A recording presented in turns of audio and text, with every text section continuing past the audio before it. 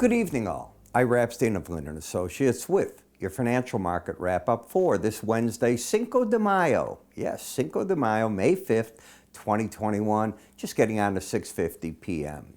All right, a little bit down in the stock market, gold stable, silver down a fraction, foreign currencies a little bit of a bump. But there's a lot of events taking place and a lot of nasty crosswinds. A federal judge today threw out the CDC order that the Trump administration had followed on moratoriums on evicting people because of the pandemic going away. Of course, there'll be, and immediately there was a challenge to it. It'll have to go to a court of appeals, but the end is in sight for people that owe rent, didn't pay it, and that moratorium's coming to an end. It's another sign of things getting back to normal. I mean, in Chicago, we get our taste of Chicago. It's a huge event. We didn't have it last year. They're having it this year. They're talking ball games, all going to be open by the summer for people to be going to again. Life is getting back to normal. That's a good and a bad thing. I don't understand the president's decision to take away international, property rights. And he went against the pharmaceuticals. He's joining the WTO and saying that the pharmaceutical companies should give up their property rights on the vaccines that they develop, the IPs, and for a limited period. There is no limited period. If you put billions into this or millions into this, and now you got to give up those patents or whatever you think you have and the proprietary knowledge that you have to the open market, what is right about that? So I get the good the president wants to do. There had to be a better way. I think it's terrible what he's done. You know, I'm a business person. You don't do that. And I'm sure the pharmaceuticals are not happy. But he's overturning everything that President Trump did, and that's another one of the things. Energies. We got up to the $70 mark and got thrown back here. You're holding in the nat gas. It's waiting for tomorrow's injection report. So let's take a look at the S&P. We're still down modestly for the week, down 0.33%, 13 points. Okay. When you look at the chart, you can see how the market peaked out here in the 4,200 zone. It's been selling off, and it is in a downtrend in terms of the swing line. You have lower highs, lower lows at this point. I don't know that that's a real high. The markets, the way I created the indicator, it takes it live, and that's the proper point right here, but you need to get to a close, and you're not at the close. In this case, if you were to take out today's low, which was right here at 4153, then the swing line is really down. I would call it still a higher high and lower low, and that's why I've got it marked off that way for you. That is the proper way. It can easily turn down. Where's the battle? Look at that 18-day average. You have heard me for years here say, because I've been doing this for a long time with you, the battleground's inevitably the 18-day average of closes, and that's where you're at.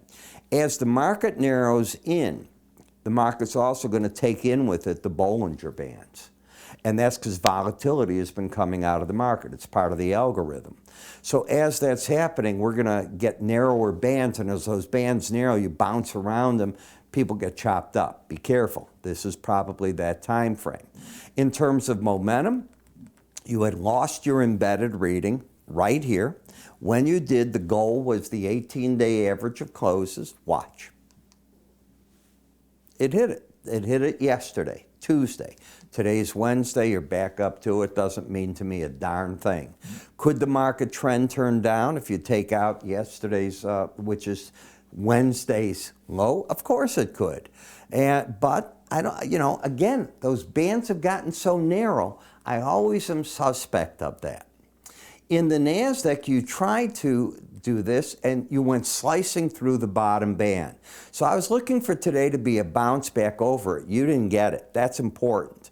So this market can leak even further, but it is quickly oversold. I'm going to look for support in the market between the 100-day average and this lower band. There's no reason to be long. There might be reasons right here to be out of shorts. Very big difference. The Dow is the powerhouse, and I've been saying that to my written subscribers. It's still there, but you went up to the upper Bollinger Band. Raise your hands. Do I think that's where you should be coming out in longs if one were long? Pass the test. What about the Russell? Well, it's trying to stay bearish. Downtrend under the 18-day average. I think the pros are selling short at 22.54, looking for the 21, let's call it 95 level, and I think they'd be wrong in their analysis if the price gets over 22.91. Now, you have to take into account that Friday morning we're going to get the U.S. jobs data, and it's a big report. It is not the type of report you typically want to go through in the futures markets. Why? Because the algorithm traders step in and things go crazy for 10 minutes.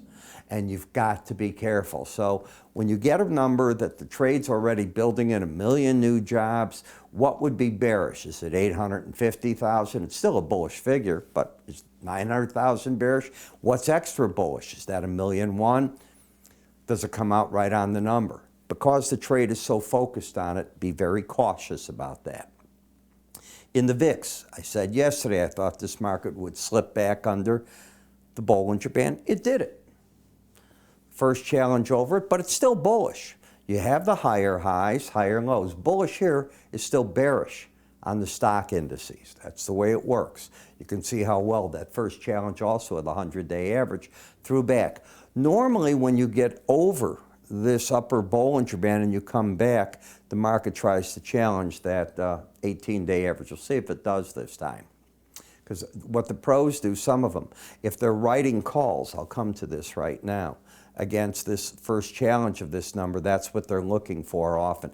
I hate the idea of writing the call. It's so much easier to write a put when you're at a 15 reading than it is to write a call and see it jump up to whatever number. You can see what happens. Go back to last year, you'll understand what I'm getting at. In the 30-year bond, this market doesn't want to give up these gains. It's still higher lows, higher highs, bullish. Support 157.27. I'm going to repeat what I said though. The risk is very large. It's back to 156.20. Regular traders, I think that's too big of a risk for. I don't know that you're going to attract anybody in there. And again, this market's going to look at that jobs data, I promise you. You've got a lower low, higher high setup, sideways action in the 10-year note, no trend. Dollar hasn't opened, but I'm looking for resistance right here. The market is worked out of being oversold. I'm looking for the resistance point, not a rally in the dollar back up here. Could it happen? Yes. Is there a trend? No. You got a lower low, higher high. I haven't checked the weekly charts. They're not trending either. In the eurocurrency, it's just a flip-flop of the dollar. You got a higher high, lower low, oversold. If you bounce, the resistance is the 18-day average of closes. The British pound is void of trend. Higher high, lower low. So the currencies aren't doing very much at all. I don't see anything to do there. Bitcoin still looks bullish. Higher lows, higher highs, outside day up. If you take a look at the action today, market made a lower low, higher high. Where did it stop, by the way, the rally? Tell me. 18-day average? Right there. Now, if you take out today's low on either Thursday or Friday, then I'm going to look for 49,674. Barring that, it could be the system goes again. As it's over the 18-day average, the next resistance is 64,765. When I take a look, here, of the Brent versus WTI prices, they're back up to that differential of 340. So it's just swinging back and forth, and it's pretty wild action here. Brent, as I said, got up to the 70 level. It's trying to embed. It tried. Let me take you back through this. You can see how the market here. What are your readings? You got up to an 85 and an 80. So both numbers not over 80. Yesterday they were. Today on the close they were, and they're trying to give that up early night. Let's see if they embed or not. Until they do, you're just very overbought at a key area, and if that turns down from here, you could fall back a bit more in this market. The pros, in my opinion, are taking money off the table right at those Bollinger Bands. Same thing going on in the WTI, same thing going on in the gasoline. We need to get through tomorrow to see what's going to happen, and that to me is the key. The EIA report, very friendly. It absolutely backed up what the API said, yet the market having some troubles up there, so I think the smart money just stepping out for a little bit. You know, talking about the smart money, you might need a broker-assisted account. People all think they can trade on their own. Let me tell you, from my 52 years of experience, owning my own firm since 1984, no. No.